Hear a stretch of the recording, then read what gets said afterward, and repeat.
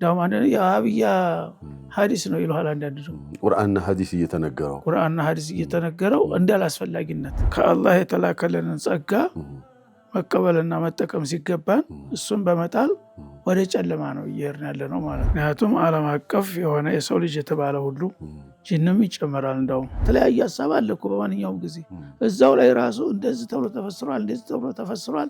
ወራጅ ከዛ ይላል ጦበሪ። ይሄኛው ደግሞ የተሻለ ነው። የተሻለው አመዛኙ ይሄ ነው። መቼ ነው ይሄን ያለው? ከሺህ ዓመት በፊት። ያንን ቁርአን ደግሞ በሚገባ ተረድተን ስራ ላይ ለመዋል ካልቻል በምንድን ነው የምንመራው? እሺ ገብስ ቢሆን ወይም መኖ ቢሆን እኮ ትንሽ መዘዝ አድርገህ ተሰጠው ነበር ሲደክመው እንኳን።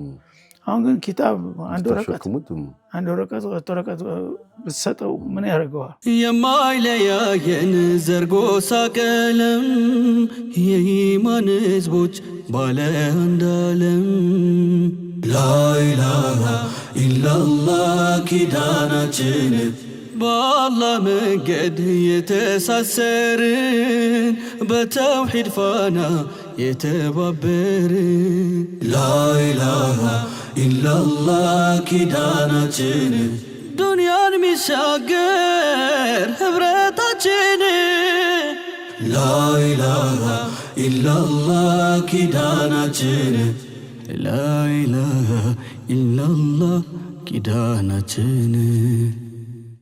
ሰላም አለይኩም ወራህመቱላሂ ወበረካቱ። የተከበራችሁ የፕሮግራማችን ተከታታዮች በዚህ በተከበረው የረመዳን ወር ውስጥ ስለ አንድነታችን መነጋገርና መወያየት አለብንና እዛ ላይ ከሼኻችን ጋር ቆይታ እያደረግን ያለ ነው። ዛሬም ኢንሻአላህ ፕሮግራማችን ይቀጥላል። ከኛው ጋር ቆዩ። ሼኽና አህለን እንኳን ደህና መጡልን። ቀጥልም ደህና ቆያችሁ። ስለ አንድነታችን አንድ መስደር አንድ አይነት ቁርአን መኖሩ በራሱ አልቁርአኑ ኺጣቡን ዓለሚ ዓለምን የሚያነጋግር አንድ መጽሐፍ መኖሩ በራሱ አንድነታችን ለመጠበቅ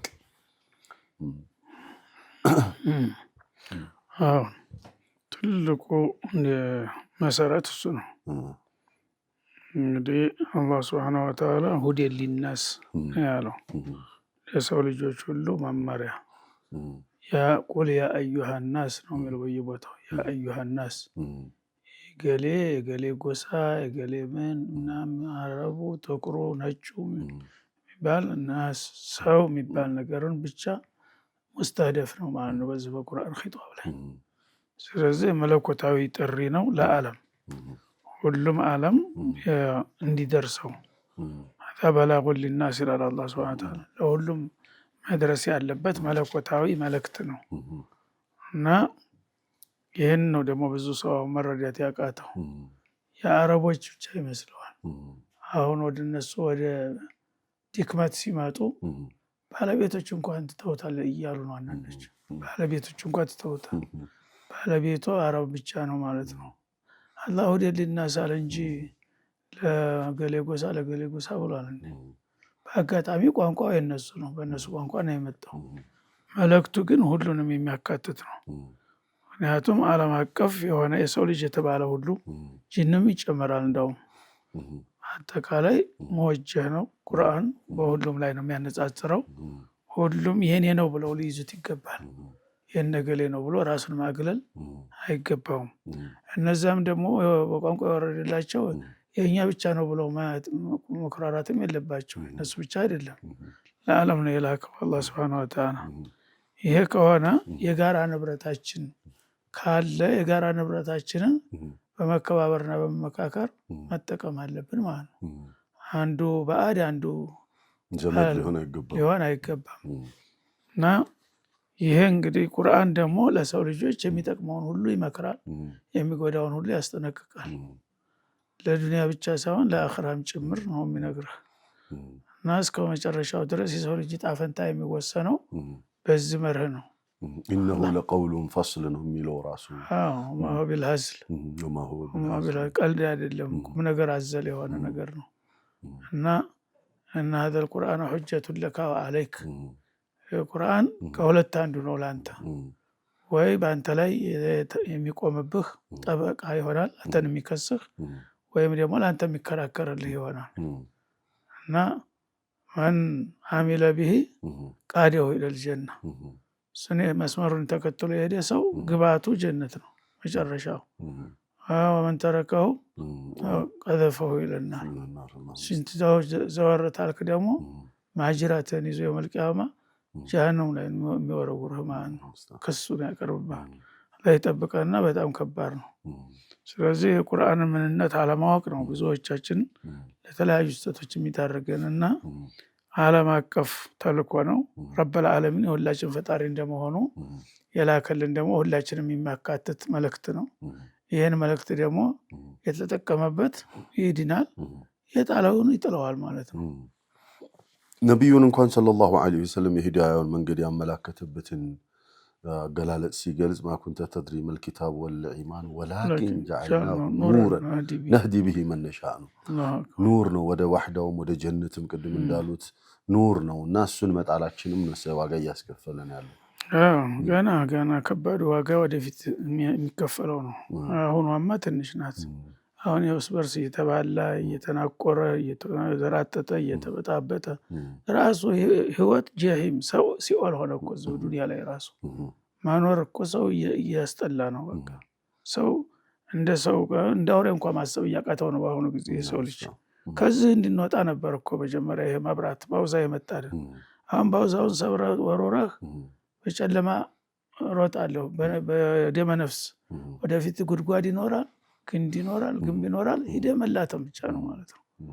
እና ይሄ ከአላህ የተላከልንን ጸጋ መቀበልና መጠቀም ሲገባን እሱን በመጣል ወደ ጨለማ ነው እየሄድን ያለ ነው ማለት ነው። ይሄ ጨለማ ላይ ደግሞ በጨለማ ላይ ደግሞ ተተንቀሳቀስክ ለአደጋ መጋለጥ የማይቀር ነገር ነው። ሁልጊዜ በአጋጣሚ ሰተት ያለ መንገድ አይገኝም። እና አሁን እኛ ምሳሌያችን ልክ እንደዚህ ነው። አሁን ባትሪ አለህ፣ ባትሪን ኪስህ አደረክ ወይም ምናልባት አዲስ ገዝተዋል፣ አከፋፈቱንም አታውቅበትም። እዚህ ጨለማ ውስጥ ገባህ። ጨለማ ውስጥ ተገባህ፣ ያንን ባትሪ ለመቼ ነው የሚሆነው? አሁን አውጥተህ ማብራት ነበረብህ፣ አታበራውም። እንግዲህ ሀሳብ በዳበሳ ዝም ብለህ እንደዚህ እየተፍገመገምክ ትሄዳለህ ማለት ነው። ይሁን ይሄ ሰውዬ እንግዲህ ባትሪ መሸከሙ ይጠቅመዋል? ምንም ሸክሙ ተረፈው ወይም ገንዘቡን አባከነ ያን በመግዛቱ ማለት ነው። ያን ነገር አብርተህ መጥፎ ነገር እንዳትወድቅ፣ ጉድጓድ እንዳትገባ፣ እንቅፋት እንዳይመታህ መጠበቅ እየቻልክ በዛ በባትሪህ ያን ነገር ግን ተሸክመው እንዳለለ አደረግከው ማለት ነው። ከመተል ሒማሪ የሕሚሉ አስፋራ ይላል የሁዶችን مثل الذين حملوا التوراة ثم لم يحملوها كمثل الحمار يحمل سبحان الله እንዴት አድርጎ መሰለው ተውራትን አላህ እንዲጠቀሙበት ሰጥቷቸው እያለ አህያ ኩንታል ጭነው ታቅሙ በላይ ስትስት እያለ የሚጓዘው አህያ ተዛ ተተጫነው ነገር ምንም አይጠቀም። ዲካም ነው፣ እስከሚገጠብ ድረስ ወገቡ ይደክማል። ትግንዘብ የሚጠቅመው ነገር የለም። ኪታብ ገብስ ቢሆን ወይም መኖ ቢሆን እኮ ትንሽ መዘዝ አድርገህ ተሰጠው ነበር ሲደክመው እንኳ። አሁን ግን ኪታብ አንድ ወረቀት ብትሰጠው ምን ያደርገዋል? እንደዛ ነው ብሎ መሰለህ። ይህ እንግዲህ መለስተኛው ተራ ኪታብ የሚባለውን ነው እንዲህ ያለው አላህ። ትልቁን ኪታብ ደግሞ ምን የሆነውን ደግሞ ትልቁ ዓለም አቀፍ የሆነውን ኪታብ ያቆ የእስራኤል ኪታብ ብቻ ነው። የእስራኤል ኪታብ ብቻ የአንድ ወረዳ ህዝብ አያህሉም እኮ እዛ ጊዜ እስራኤሎቹ ብዛታቸው። ያንን ያጠፉ ሰዎች አህያ ይመስላሉ ብሎ አላህ ኮነናቸው። አሁንስ ወደሉ አህያ ማን ያጠፋው? ቁርአንን ደግሞ ያጠፋው የባሰው አህያ ይሆናል ማለት ነው። እና ይሄ ቁርአናችንን ዋጋ አለመስጠታችን፣ በሱ መጠቀም አለመቻላችን ሀታ እስቲርላል እንኳ ሲደረግ በአሁኑ ጊዜማ ተቃራኒ ነው። አንድ ነገር እንደው የሚያከራክር ነገር እንኳ አጋጥሞ አንድ ሁለት አያት ምናምን ታልክ እናንተ እንትን ነው እናንተ መዝሀብ ነው እኛ እናውቀዋለን ኢልሙን ይልሃል። ያቺ እሱ የሚያውቃት ፊቅህ አልሆነች በስተቀር በቃ ቁርአን እንደነውር ሆኗል። በአሁኑ ሐዲስን ማውራትህ እንደነውር እንዳውም አንድ የዋሃብያ ሐዲስ ነው ይልሃል። አንዳንድ ነው ቁርአንና ሐዲስ እየተነገረው እንዳላስፈላጊነት እንዳውም ይሰቀጥጠዋል ማለት ነው። ይሄን ነገር እንደ ኋላ ቀር ይቆጥረሃል። ሱብሃንአላህ ሙስሊም ነኝ እያለ ማለት ነው። ያውም ደግሞ ዳዒ ነኝ እያለ የአላህ ቃልና የረሱል ቃል ሲነገር የሚያንገሸግሻቸው አሉ ማለት ነው። እንግዲያውሳ ያችን የለመዷትን ነገር ባጢል መሆን እንትን መሆነች ሆና የጁዝ ወላ የጁዝ የምትለውን ነገር ብቻ ታልቅ ዕልም ያለህ አይመስላቸውም። ያንን ደግሞ ምንጩ ማን ነው ቢባል በነብዩ ጊዜ የገሌ መዝሀብ የሚባል ነገር አለ እንዴ? የገሌ አመለካከት የሸገሌ ፈትዋ የሚባል ነበር? ማን ነው ምንጩ? እሳቸውስ ደግሞ ምንድነው ተከተሉ ያሉት? ተረክቱ ፊኩም ማን ተመሰክቱም አንተ ዲልባይ ሸይ ሁለት ነገሮች ነው የተውኩላችሁ። ይዛው እነዛን አጥብቃችሁ እስከያዛችሁ ድረስ አትሳሳቱም አሉ። ምን ኪታቡላህ ወሱነቲ ወፊ ሪዋያቲን ወኢትረቲ የሚልም አለ። የአላህ ኪታብና ሱነተ ረሱል ሁለቱን እስከያዛችሁ ድረስ በእስተዚህ ዘመን አላሉም እኮ እስከ ዓለም ፍጻሜ ድረስ ቁርአን ኪታቡላህና ሱነተ ረሱል ካለ አትሳሳቱም። ዶማን ዋስትና ሰጥተዋል። ግን አሁን ያንን ተውና የተለያዩ ግለሰቦችን ሐሳብ ነው መከተል ያለብን እያሉ ነው የሚከራከሩ ማለት ነው በተቃራኒው። እና ይሄ በጣም አደገኛ ሁኔታ ነው ያለውና የቁርአንን ምንነት አለመረዳትና ለቁርአን ተገቢ ክብር አለመስጠት ነው ለትልቅ ችግር እየዳረገን ያለው ማለት ነው። ሂዳየተ ሊናሲ ካፋ ኢን ቁል ያ አዩሃ ናስ ኢኒ ረሱሉላሂ ኢለይኩም ካፋ ለሁላችሁም ተልኬ የመጣሁት ምንድነው መልእክቱ ቁርአን ነው። ሌላ ምንድነው ይዘው የመጡት? ያንን ቁርአን ደግሞ በሚገባ ተረርተን ስራ ላይ ለመዋል ካልቻል በምንድነው የምንመራው? እሺ አፈቢያዘ الحديث ሱብሃንአላህ ፈቢአይ ሐዲስ بعده يؤمنون ይላል። በምን አይነት ወሬ ነው ልታምኑ የምትችሉት ከቁርአን በኋላ ቁርአን ያላመናችሁ ይላል አላህ ሱብሃነሁ ወተዓላ። ኢዘን እንደው የሰዎች የተለያየ አመለካከት ሊኖር ይችላል። ሰው እንደመሆናችን የሐሳብ ልዩነት የመዝሀብ የመንሃጅ መሰል ነገሮች ሊኖሩ ይችላሉ። ቁርአኑ ግን አቅጣጫ ሰጥቶበታል። ፈኢን ተናዘዕቱም ፊ ሸይኢን ፈሩዱሁ ኢለላሂ ወረሱል እኮ መጀመሪያ እኮ የሚሰማው ሲገኝ እኮ ነው።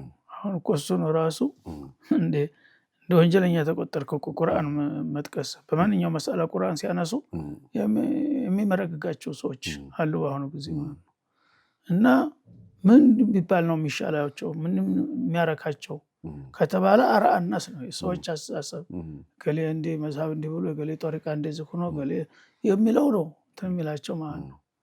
ያንን ነገር በተገላቢጦሽ አቆ ፈርዕ ነው ከዚህ ነው የመነጨው ሁሉ ነገር። ዑለማል ቁርአን ዑለማል ኢስላም ተቁርአንና ተሐዲስ ነው ምንጩ አይደል እንዴ? ከየት መጣሽ? መዝሀብ የሚባለው ራሱ ፉቃሃዎቹ አይማዎች እኮ የአላህን ኪታብና የረሱልን ሐዲስ ተመርኩዘው የዛን መልእክት ነው የሚያብራሩልን። ስለዚህ የሚሰጠው በተለያዩ ግለሰቦች የተሰጠው ማብራሪያ ጥሩ ነው። ላልተማረው ሰው ላላወቀ ሰው ጥሩ አገልግሎት ይሰጣል በቅንነት ብናየው ማለት ነው። ግን ጭራሽኛው ምንጩ አያስፈልግም ትላለህ እንዴ? ምንጩ ከደረቀ ደግሞ ምንጩ ተደረገ ዛፉ ይኖራል እና ተገላቢጦሽ እየሆነ ነው በአሁኑ ጊዜ ማለት ነው። መጀመሪያ መነሻችን ምንድነው? ኪታቡላህ ወሱነቱ ረሱላህ ነው። እሱን ይዘን ምናልባት በዛ ጊዜ ያልተጠቀሰ ነገር አዲስ ነገር የሚከሰቱ ነገሮች አሉ፣ ክስተቶች አሉ።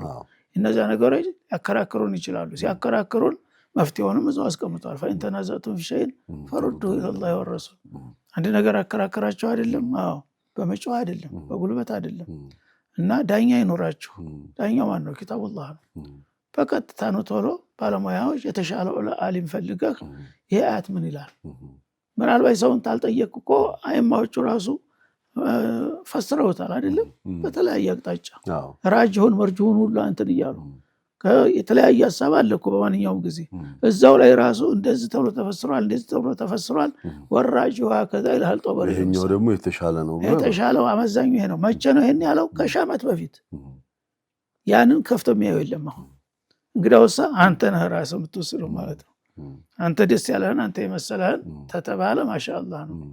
ከዛ ወጣ ካለ ግን አይ ዝም ብሎ እኮ ስንት እንትን እያለ ዝም ብሎ ቃል ላይ ለና 10 ጊዜ ይልሃል። እና ይሄ በጣም አሁን ያለንበት ሁኔታ እየከፋ መጥቷል። ከዚህም እንደሚከፋ ተነግረዋል ነገሩ አኽረት ዘመን ላይ ከዚህም ይበዛ አላህ የሚል ቃል እስከሚጠፋ ድረስ ነው እኮ ተብሏል። አላህ የሚል ሰው መሬት ላይ ሳይጠፋ ቂያማ አይደርስም የሚል ሐዲስ አለ። የዛ መንደርደሪያ ላይ ነው አሁን ያለ ነው። ወደዛ እየሄድን ነው ማለት ነው። አዎ ቃል አላህ የሚባል ነገር እንደ ነውር እየታየ ነው ያለውና ቃል ረሱላህ የሚባለው ነገር እንደ ኋላ ቀርነት እየተቆጠረ ነው ያለው። እንግዲያውሳ እኛም ሰው ነን ነው እኛ በፈሰለን እንፈስረዋለን። ያቺ እሱ ሚላት ፎከስ ያደረገባት ነገር ካልተሳካች በስተቀር ለመቀበል ፈቃደኛ አይደለም።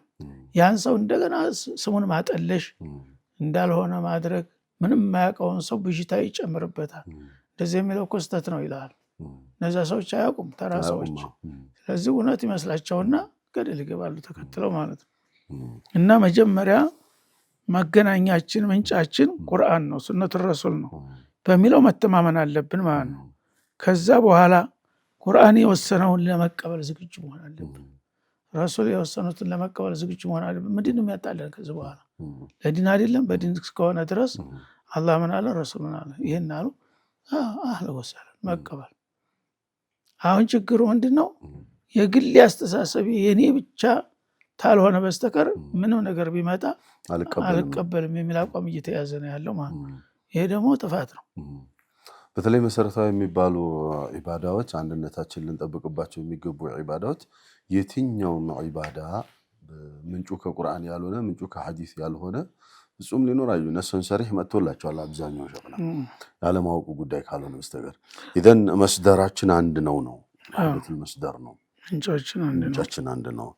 እሺ የቀልቦቻችን ተመሳሳይ ቲላዋ መኖሩ አንድ ቲላዋ ላይ መኖሩ ደግሞ ኢጅቲማዑል ቁሉብ አላ ቲላወቲሂ እዚህ ላይ ምን ሊያለያይ ይችላል? እንደ መዝሐብም እንደ መንሃጅም ካወራን እኮ ቲላዋው ላይ ተመሳሳይ ነው ይሻላል። ምን አለ ያ ሰብዑ ቂራአ የሚባለው እንኳን በኹለፋዎቹ ጊዜ እኮ እንዲቀር ተደረገ። ምክንያቱም ሰው ንትርክ እየከፈተ በመጣት ማለት ነው። አሁን ያለው የአነጋገር ሲስተም ብቻ ልዩነት እንጂ ቁርአኑ ሁሉም ዓለም የፈለገው ቦታ ብትሄድ ያ ቁርአን ነው የምታገኘው። ሲቀራ ደግሞ የሰው ድምፅ በተፈጥሮ ይለያያል እና ያንተ ድምፅ መልካም ሊሆን ይችላል፣ የኔ ጎርናና ሊሆን ይችላል፣ የዛኛው ቀጭቃጫ ሊሆን ይችላል። ሄዶ ግን ቲላው አንድ ነው። የሚጨምረው ነገር የለም፣ የሚቀንሰው ነገር የለም። አንድ ከሆነ ደግሞ መልእክቱም አንድ ነው። ምን ችግር አለው? እንደው አንድ ላይ እናስርጽና አንዳንዴ ቁርአንና ሐዲስን በምናብራራበት ሰዓት ወይንም እሱ እንደ ማስረጃ በምናቀርብበት ሰዓት እገሌ እንዲህ ነው እገሌ እንዲህ ነው ብለው ሰዎችን የሚያጠለሹ የራሳቸው የሆነ ግብ አላቸው። ሙስሊሙ ደግሞ ተርታው ላይ ያለው የማህበረሰብ ክፍል ደግሞ ያ ምንም ግብ የለውም፣ ዝም ብሎ ቲፎዞ ነው እየሆነ ያለውና እንደ ኢስላም አይደለም። በቁርአን ነፍስ መካድ አይደለም፣ አንዲትን ሐርፍ መጣል በራሱ ክብደቱና አደገኝነቱ ሸክና አንዲት ፊደል መጣል ምን የሚላል አንዲ ቦታ ወላይ ሙቱም አው ቁቲልቱም ለኢለላሂ ቱርጃኡን ይላል አለ ኢምራን ላይ ወላይ ሙቱም አው ቁቲልቱም ለኢለላሂ ቱርጃኡን። ቂራውን ያላስተካከለው ሰውዬ ምን ብሎ ቀረው? ወላይ ሙቱም አው ቁቲልቱም ለኢለላሂ ተሸሩና ማዕናው 100% ተገለበጠ። ለኢለላሂ ተሸሩን የሚለው በቋንቋ በአረበኛ ቋንቋ ኢስላም ጀዋበል ቀሰም ትባላለች። ወላይ ሙቱም አው ቁቲልቱም ወላሂ ኢለላሂ ተርጃኡን ማለት ነበር ማዕናው። ለብለህ ስትስባት ምን ትሆናለች? አንድ ፊደል ጨመርክባት አትመለስም ትሆናለች። አክስ ብትሞትም ብትገደልም ዝሮ ዝሮ አላህ ዘንድ ትመጣለህ ትነሳለህ ነው የሚባለው። ላኢላሃ ተሸር ብትሞትክም ተገደልክም ወደ አላህ ትመለስም። አየው አንዷ ፊደል ምን ያህል ዲግሪ እንደምትቀይር 100% ሙሉ ለሙሉ ትርጉሙ ቀይረው የዚህን ያህል ነው ስህተቱ እንግዲህ ማለት ነው። ኢዘን በአንዲት ፊደል ራሱ ሆን ብሎ አልቀበልም ብሎ ማለት ከእስልምና ሃይማኖት ያስወጣል። እንኳን ትርጉሙን አይሚን እረፍተ ነገሩን ወይንም መልእክቱን አልቀበልም ብሎ ወይም ቁርአኑን ሙሉ ቀርቶ አንዲት ፊደል መካድ በራሱ ሆን ብሎ ከሆነ ከእስልምና ሃይማኖት ሆን ብሎ እያወቀ ከሆነ ችግር ነው። በጣም ጥንቃቄ ያስፈልገዋል። መልካም የተከበራችሁ የፕሮግራማችን ተከታታዮች ቁርአናችን አንድ፣ አነባበባችን አንድ፣ ትርጉሙ ተመሳሳይ፣ የተለየ ትርጉም የሌለው ወጥ የሆነ ትርጉም አብዛኛውን ደግሞ ነብዩ ሰለላሁ ዐለይሂ ወሰለም በአንደበታቸው የተረጎሙት ወይ በተግባራቸው የተረጎሙት፣ ቀጥሎ ያለውን ደግሞ ሱሐባው ሰሐበቱል ኪራም ታላላቅ ማንነቶች የተረጎሙትና እሱን እንደ መስደር ወይንም እሱን እንደ ምንጭ አድርገን የምንጠቀመው ቁርአን እጃችን ላይ ሆኖ በጥቃቅን ነገሮች መለያየታችን ለምን አስፈለገ? አንደኛ ወይ አለማወቅ ነው ወይንም የስሜትና የፍላጎት ጉዳይ ነው ሊሆን የሚችለውና መጨረሻ ላይ ሼኽ የቋጩባትን ነጥብ በደንብ አስምሩ። አይደለም በቁርአኑ በመልእክቱ ሙሉ ለሙሉ መካድና አልቀበልም ስሜቴን ካልደገፈ ብሎ ማለት አይደለም። አንዲትን ፊደል እንኳን ሆን ብሎ መጣል ከእስልምና ሃይማኖት ሊያስወጣ የሚችል አደገኛ ወንጀል ነው። እንጠንቀቀው ነው። አንድነታችንን ለመጠበቅ ቁርአን መሰረታችን ነው። የተከበራችሁ የፕሮግራማችን ተከታታዮች የዛሬው ፕሮግራማችን እዚህ ላይ ያበቃል። በሚቀጥለው ፕሮግራም እስክንገናኝ ሰላም አለይኩም ወራህመቱላሂ ወበረካቱ። የማይለያየን ዘርጎሳ ቀለም የኢማን ህዝቦች ባለ አንድ ዓለም ላኢላሃ ኢላላህ ኪዳናችን በአላህ መንገድ የተሳሰርን በተውሂድ ፋና የተባበርን ላኢላሃ ኢላላህ ኪዳናችን ዱንያን ሚሻገር ህብረታችን ላኢላሃ ኢላላህ ኪዳናችን ላኢላሃ ኢላላህ ኪዳናችን